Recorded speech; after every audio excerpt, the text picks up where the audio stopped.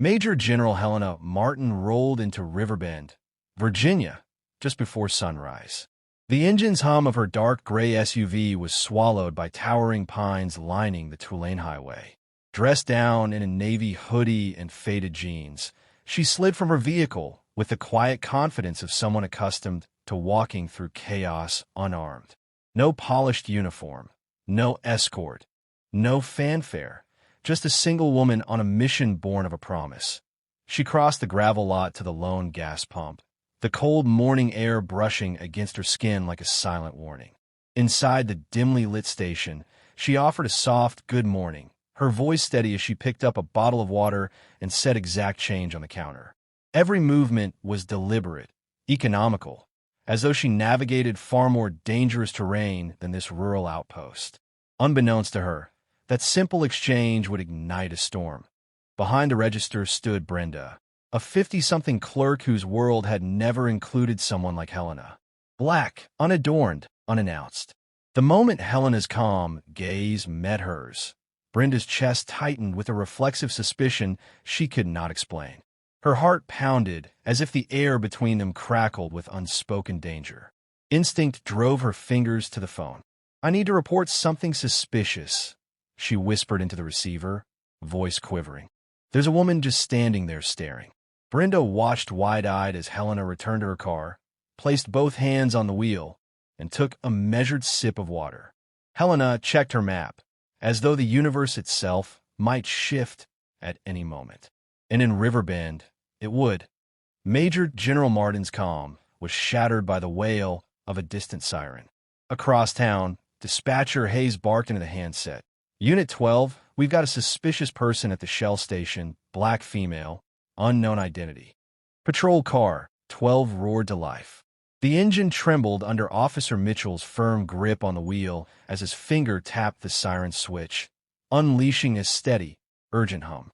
Beside him, Officer Reynolds's knuckles whitened around the steering column, eyes narrowing on the GPS coordinates, blinking on the dash. Sunrise Pump, Riverbend. Moments earlier, a weathered pickup had idled at the lot's edge. The driver glanced at Helena through the windshield, curiosity flickering in his tired eyes, before he shifted gears and drove off. A small boy at the pump tugged his mother's sleeve, whispering, "Who is she?" The woman simply shook her head, busy counting coins, unwilling to invite trouble.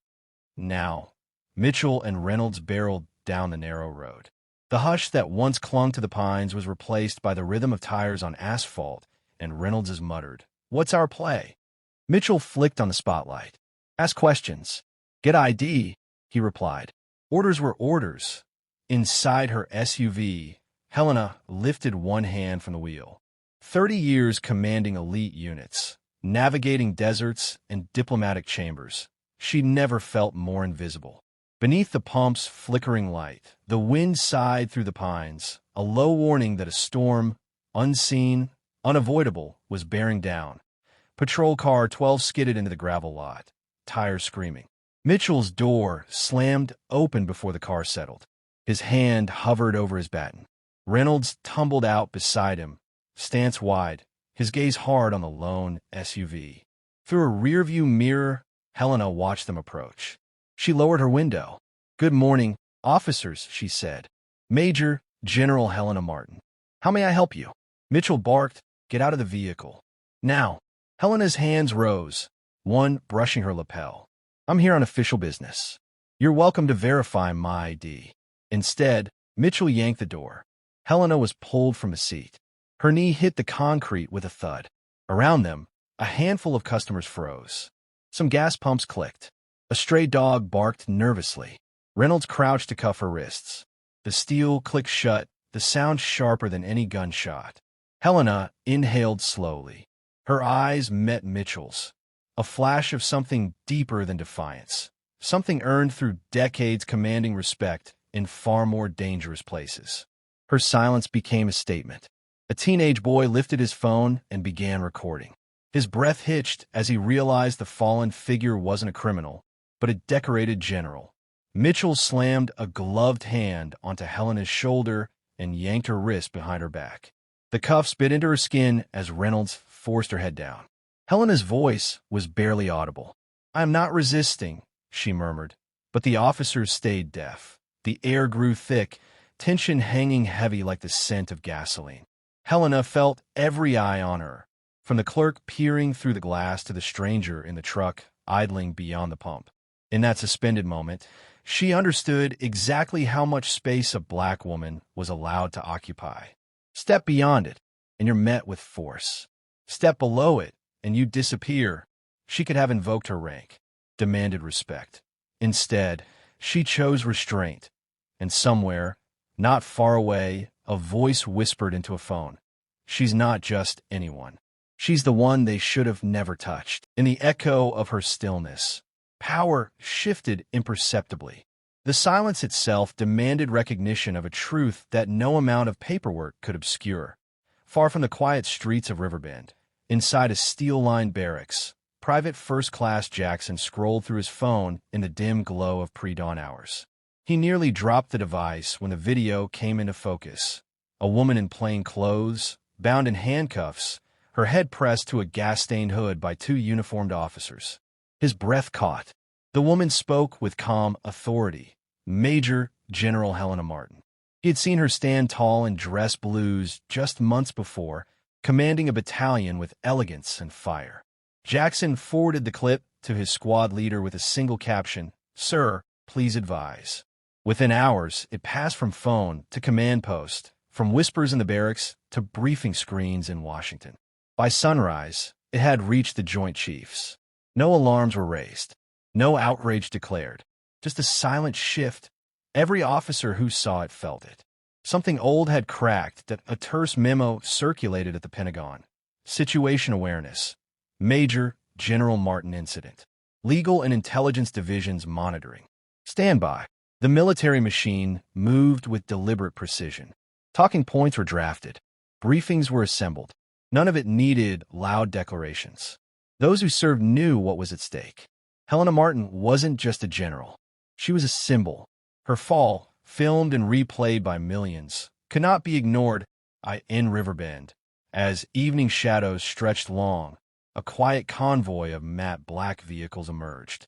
No sirens, no logos, just the low hum of military diesel and a disciplined silence that made sidewalks tremble. At the front, Colonel Anthony Reed sat stiff-backed, his eyes fixed on the courthouse like a soldier preparing to retake sacred ground. Inside the courtroom, Judge Victor Shelton reviewed case notes under a flickering desk lamp. He hadn't expected visitors. Not like this. Reed's vehicle came to a halt at the courthouse steps. The colonel stepped out slowly, every inch of him deliberate. No words, no flash. His dress blues spoke loud enough. Court clerks peered from behind doors. Locals pressed against windows. A teenage girl whispered, "Who are they?" Her grandfather answered without looking, "People you don't mess with." Reed walked forward, his footsteps silent on stone. He offered no greeting, just presence. This wasn't a threat. It was a reckoning. Inside, the courtroom door opened with a hollow creak. Judge Shelton stood. His fingers trembled. A secure line buzzed beside him. He lifted the receiver. A calm, even voice spoke on the other end. "You will vacate all charges against Major General Martin. You will issue a public apology, word for word. Do you understand?" Shelton swallowed. "I do." The line clicked. Silence fell like snow. Moments later, Helena Martin entered. Still in plain clothes, her posture unchanged. She walked with poise, her gaze steady. The courtroom held its breath. Judge Shelton tapped the gavel, voice cracking under pressure. "All charges are hereby dismissed. This court acknowledges a grave error and formally apologizes to Major General Helena Martin." Colonel Reed approached. With practiced care, he unclasped the cuffs from Helena's wrists. They fell to the floor with a sharp metallic clink. The sound rang through the chamber like a bell. Helena stood tall.